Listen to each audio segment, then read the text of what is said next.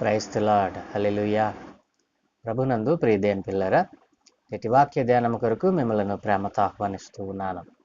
నేటి వాక్య ధ్యానముగా 90వ కీర్తన 7, 8, 9 వచనాలు చదువుకొని దేవుని వాక్యాన్ని ధ్యానం చేసుకుందాం.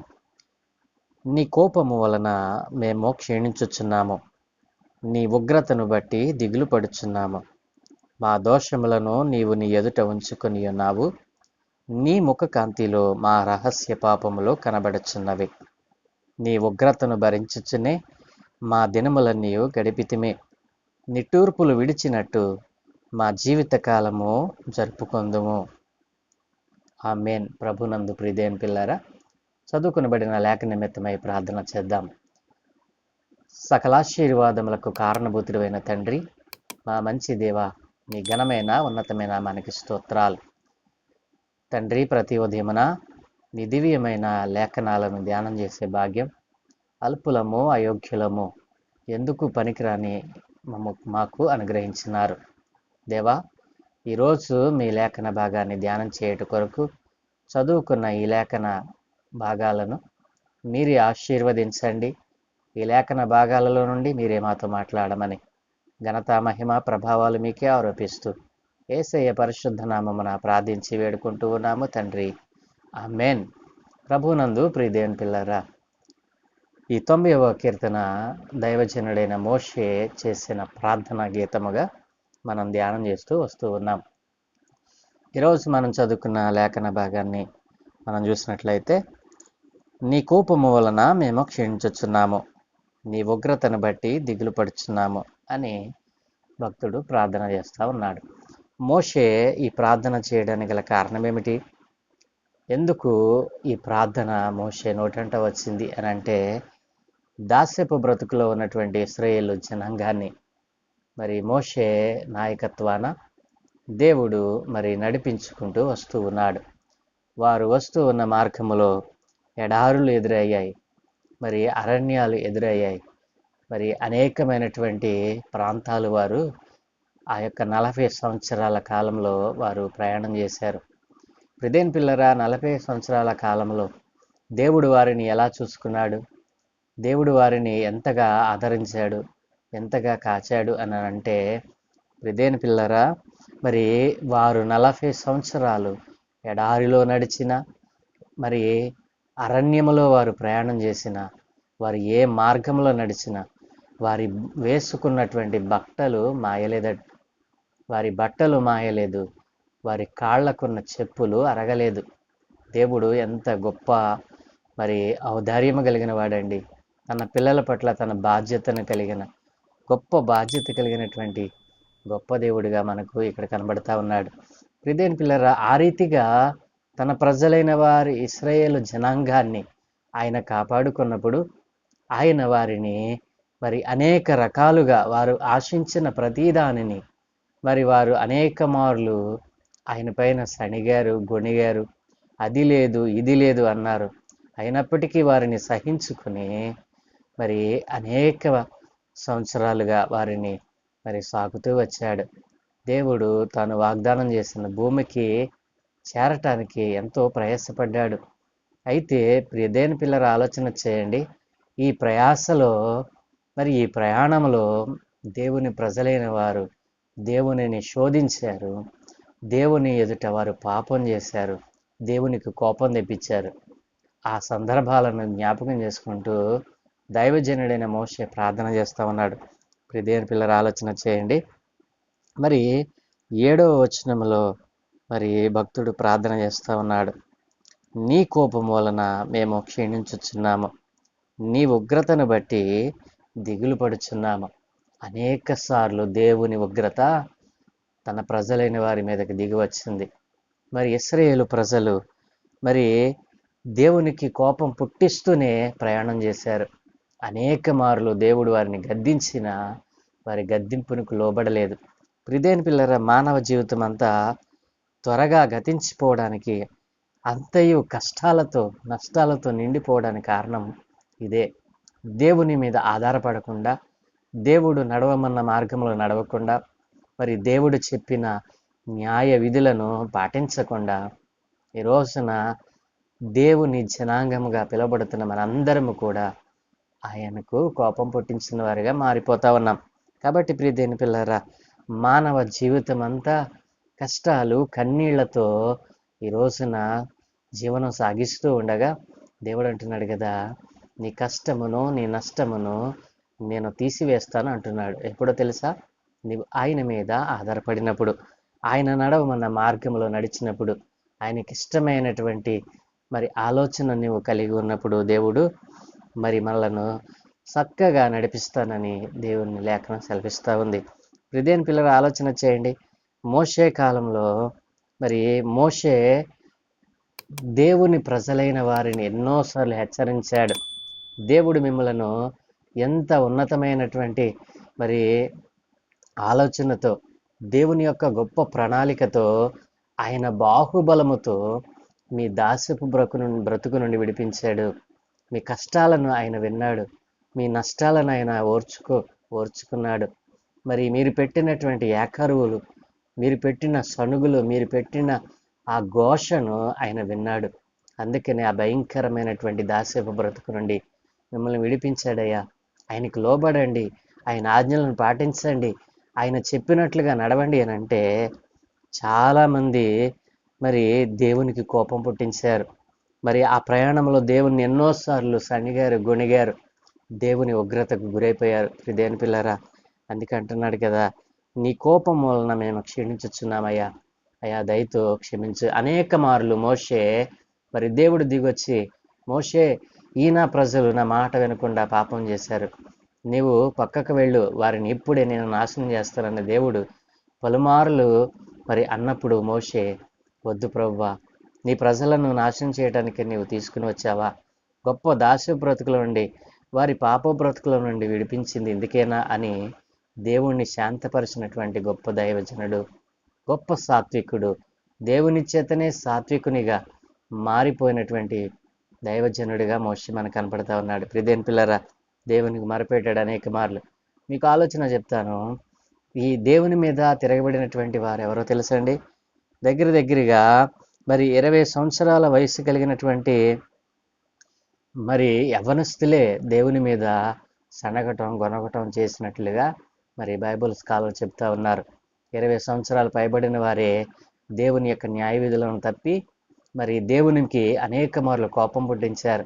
మేము అక్కడ ఉన్నప్పుడు ఆ కాయలు తిన్నాం, ఈ కూరలు తిన్నామని దేవునికి పలుమార్లు కోపం పుట్టించిన వారిలో 20 సంవత్సరాలు పైబడిన వారు మాత్రమే మరి ఉన్నట్లుగా, వారే నాశనానికి గురైనట్లుగా, దేవుని కోపము పదే పదే వారి మీదకే వచ్చినట్లుగా మరి చరిత్ర మనకు చెప్తా ఉంది. కాబట్టి ప్రియదేని పిల్లల ఆలోచన చేస్తే సంఖ్యాకాండము 25వ అధ్యాయము 3వ వచనం మనం చూసినట్లయితే, అట్లు ఇశ్రాయేలీయులు బయల్పేయోరుతో కలిసికొనినందున వారి మీద యెహోవా కోపము రగులుకొనెను.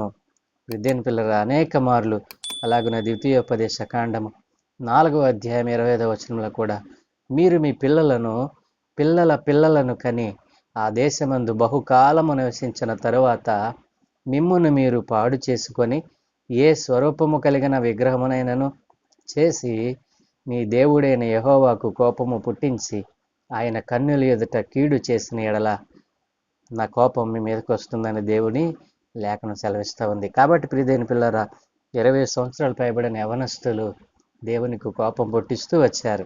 అందుకే ఆయన అంటున్నాడు కదా, నీ కోపము వలన మేము క్షీణించుచున్నాము, నీ ఉగ్రతను బట్టి దిగులు పడుచున్నామయ్యా, దయతో మమ్మలను కనికరించుమని మరి మోషే భక్తుడు ఇక్కడ దేవునికి ప్రార్థన చేస్తూ ఉన్నాడు. ఆయన సొంత ప్రజల మీద దేవుడు కోపగించువాడు కాడు, కానీ వారు చేసిన కార్యములను బట్టి, వారి క్రియలను బట్టి దేవుడు కోపగించవలసి వచ్చింది. కాబట్టి ప్రియదేని పిల్లరా, మానవ జాతి అంతటి పాపాల మీద, అపనమ్మకం మీద కూడా తప్పక ఆయన కోపం ఉందని గట్టిగా మనము ఈ మాటలను బట్టి చెప్పవచ్చు. కాబట్టి ప్రియదేని పిల్లరా, దేవుడు క్రీస్తు ప్రభులు వారు ఈ లోకములో సువార్త చేసినప్పుడు ఆయన అన్నాడు కదా, యోహాను సువార్త 3వ అధ్యాయము మరి 36వ వచనంలోను, రోమీలకు రాసిన పత్రిక 1వ అధ్యాయం 18వ వచనంలో కూడా దేవుడు అలాగుననే హెచ్చరించాడు. యోహాను 3:36లో మనం చూస్తే కుమారుని యందు విశ్వాసం ఉంచేవాడే నిత్య జీవము గలవాడు. కుమారునికి విధేయుడు కానివాడు జీవమును చూడడు గాని దేవుని ఉగ్రత వాని మీద నిలిచి ఉంటుంది. కుమారుని యందు విశ్వాసం ఉంచేవాడే నిత్య జీవము గలవాడని దేవుని లేఖనం సెలవిస్తూ ఉంది.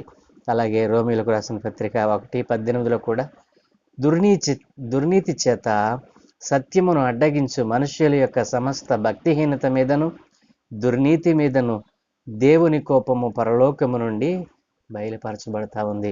కాబట్టి ఆనాడు మరి ఇశ్రాయేలు జనాంగము మరి ఆ అరణ్య మార్గములో ఎడారిలో ప్రయాణం చేస్తూ ఉన్నప్పుడు, కనాను దేశానికి దేవుడు నడిపిస్తూ ఉన్నప్పుడు అనేక మంది ఆయనకి మరి దుర్నీతి చేత మరి దుష్ట హృదయముతో దేవునిపైకి లేచారు, దేవుని కోపం పుట్టించారు. అందుకే భక్తుడు వారిని క్షమించమని దేవుని దగ్గర ప్రార్థన చేస్తూ ఉన్నాడు. అనేక మార్లు మరి యవనస్తులైన వారు 20 సంవత్సరాలు పైబడిన వారు దేవుని కోపానికి గురైపోయారు. మరి అలాగున మనం చూసినట్లయితే ఆ చరిత్రను మనం తరచి చూసినట్లయితే అనేక సార్లు దేవుని కోపం పుట్టించారు. దేని పిల్లరా, మరి దేవుని ఉగ్రత ఒకటి ఉందని, మరి ఆయన కోపము వలన మనము క్షీణించగలము అని గుర్తించకుండా ఈనాటికి కూడా మానవ సమాజం దేవునికి కోపం పుట్టిస్తూనే వస్తూ ఉంది. కాబట్టి నా ప్రియ దేవుని జనాంగమా, ఆలోచన చేస్తే మా దోషములను నీవు నీ ఎదుట ఉంచుకొని ఉన్నావు, నీ ముఖ కాంతిలో మా రహస్య పాపములు కనబడుచున్నవి. దేని పిల్లరా, ఈ రోజున దేవునినే మోసం చేసి చేసిన పాపాలను కప్పుకోవాలని చాలామంది ప్రయత్నం చేస్తూ ఉన్నారు. అయితే దేవుడు అంటున్నాడు కదా, భక్తుడు ఇక్కడ ప్రార్థన చేస్తూ ఉన్నాడు, మా దోషములను నీవు నీ ఎదుట ఉంచుకొని ఉన్నావు.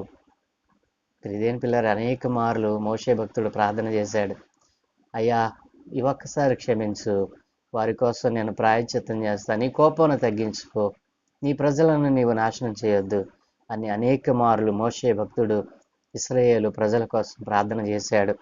దేవుడు మరి దైవజనుని యొక్క మాటను గౌరవించి విన్నాడు. దేని పిల్లరా, మరి చాలామంది వారు చేసిన దోషాలను కప్పుకోవాలని చూశారు, కానీ ఆయన ముఖ కాంతిలో మన రహస్య పాపములు కనబడుతూ ఉన్నాయి. రహస్య పాపము ఈ రోజున మానవుణ్ణి సమస్తమైన కీడులోనికి నెట్టివేస్తూ ఉంది. పైకి బాగానే కనబడుతూ ఉన్నారు, కానీ వారిలో ఒక రహస్యమైన పాపం ఉంది.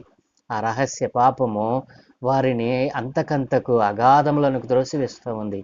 వారు గ్రహించేటప్పటికీ ఏమీ మిగలదు. ప్రియదేని పిల్లలు ఆలోచన చేయండి. నీలో కూడా ఈ నా మాటలు వింటున్న వారిలో కూడా చాలామందికి కొన్ని రహస్య పాపములు ఉండవచ్చు. దేవుడు తన ముఖకాంతిలో వాటిని చూస్తూ ఉన్నాడు. ఆయన ముఖకాంతిలో నీ రహస్య పాపములన్నీ కూడా కనబడతా ఉన్నాయి.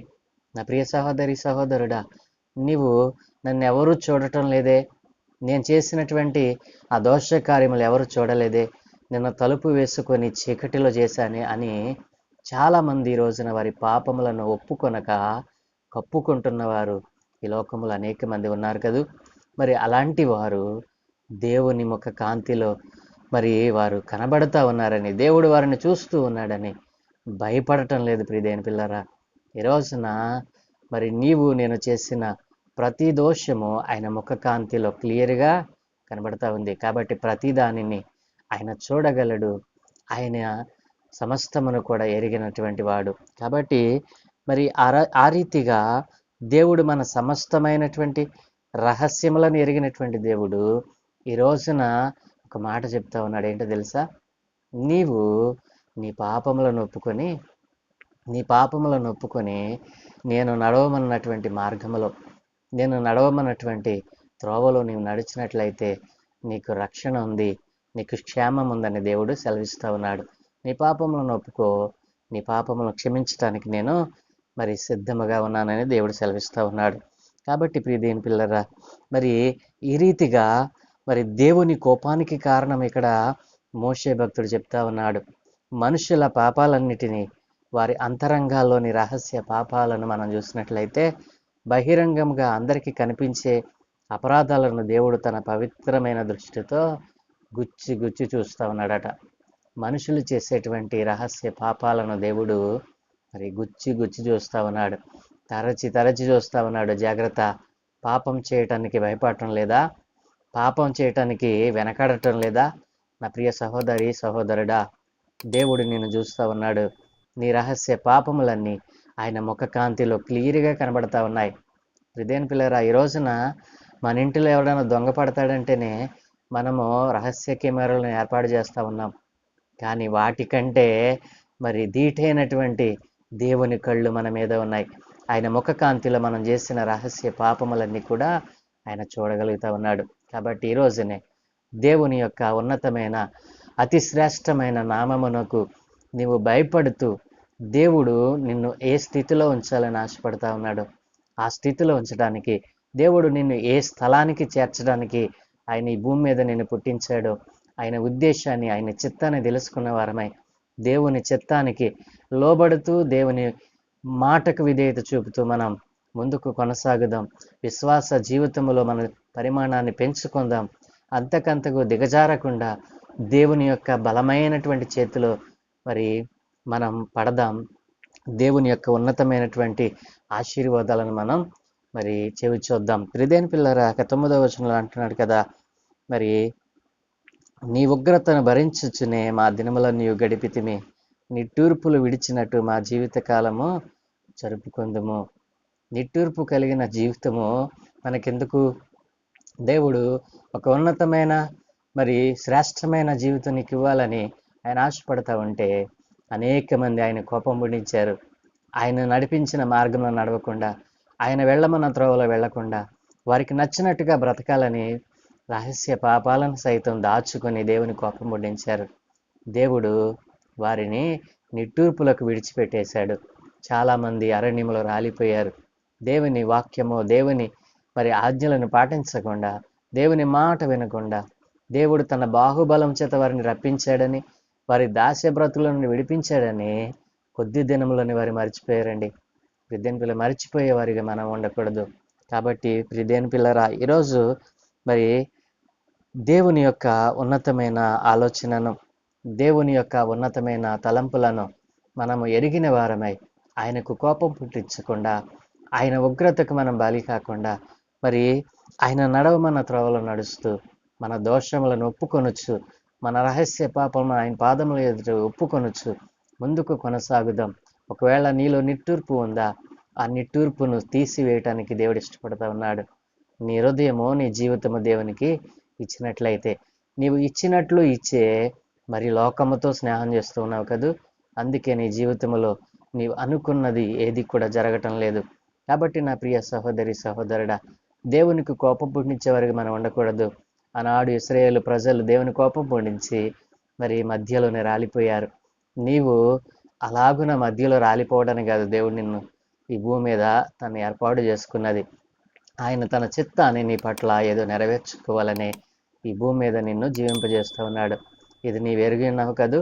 మరి దేవుని కొరకు నీవు జీవించాలని, దేవుని ఉన్నతమైన నామాన్ని అనేక మందికి పరిచయం చేయాలని, దేవుడు నీకు ఇచ్చిన ఈ భాగ్యమును అనేక మందికి పంచాలని ఆశపడుతూ ఉన్నావా? అయితే నాతో కలిసి చిన్న ప్రార్థన చేయి. దయగలిగిన మా ప్రియ పరలోకపు తండ్రి, గొప్ప దేవ, మీ ఘనమైన ఉన్నతమైన నామానికి స్తోత్రాలయ్యా. అవును తండ్రి, అయ్యా ఆనాడు అయినా ఇశ్రాయేలు ప్రజలు అయ్యా నీకు వ్యతిరేకంగా తిరిగి అయ్యా వారి పాపములను ఒప్పుకొనక వారు కప్పుకోవటానికి ప్రయత్నం చేశారు. అయితే మా దోషములు, మా రహస్య పాపములన్నీ కూడా నాయన నీ ముఖ కాంతిలో నీవు తేటగా చూడగలిగావు. ఆనాడు అనేక మంది యవనస్తులు నీ మాటకు వ్యతిరేకంగా తిరిగి మధ్యలోనే రాలిపోయారు. ఈ రోజున కూడా అనేక మంది రక్షణలో ఉండి కూడా నీ ఆజ్ఞలను పాటించని వారిగా, నీ మార్గంలో నీ త్రోవలో నడవని వారిగా బ్రతుకుతూ ఉన్నారు. ఈ రోజున నీ వారితో మాట్లాడావు తండ్రి. ఆ రోజున ఎలాగనైతే రాలిపోయారో అలాగున నీవు రాలిపోకుండా, దేవుని ఉగ్రత గురి కాకుండా, నీ రహస్య పాపములను ఒప్పుకొనొచ్చు, దేవుని ముఖకాంతిలో నీ దోషములన్నిటినీ కూడా ఒప్పుకొనొచ్చు, నిన్ను నీవు పవిత్రపరుచుకొని ఆ పవిత్రపరిచిన దేవుని నామాన్ని అనేక మందికి పరిచయం చేసేవానిగా మారతాను అని ఎవరైతే నిర్ణయం చేస్తూ ఉన్నారో, తీర్మానం చేస్తూ ఉన్నారో దేవా, వారి తీర్మానాలను స్థిరపరచమని, నీ ఉన్నతమైన నామాన్ని అయా నీవు ఒక చిత్తము చొప్పున, అయా ఒక ఉద్దేశముతో, అయినా ఒక నైనా ఒక నిర్ణయముతో నీవు ఈ భూమి మీద నన్ను పుట్టించావని ప్రతి ఒక్కరు గుర్తించినట్లుగా ఆయన చిత్తాన్ని నెరవేర్చడానికి ఈ రోజు నుండి నేను పూనుకుంటాను. దేవుని మాటకు విధేయత చూపుతాను. నా భక్తి విశ్వాస్యతలో దేవునికి కోపం పొందించకుండా దేవుని వలన ఆశీర్వాదాలను పొందుకునేవానిగా మారతాను అని ఎందరైతే తీర్మానం చేస్తూ ఉన్నారో దేవా, అట్లాంటి వారందరినీ మీరు దృష్టించమని, ఇదిగో నీ నామం ఎరిగిన వారు అనేక మంది నశించిపోతా ఉన్నారయ్యా. వారందరికీ కూడా నీ నామమును పరిచయం చేసేవారుగా వీరందరినీ తయారు చేయమని, ఈరోజు పెళ్లి రోజు పుట్టినరోజు జరుపుకునే బిడ్డలందరినీ దీవించండి.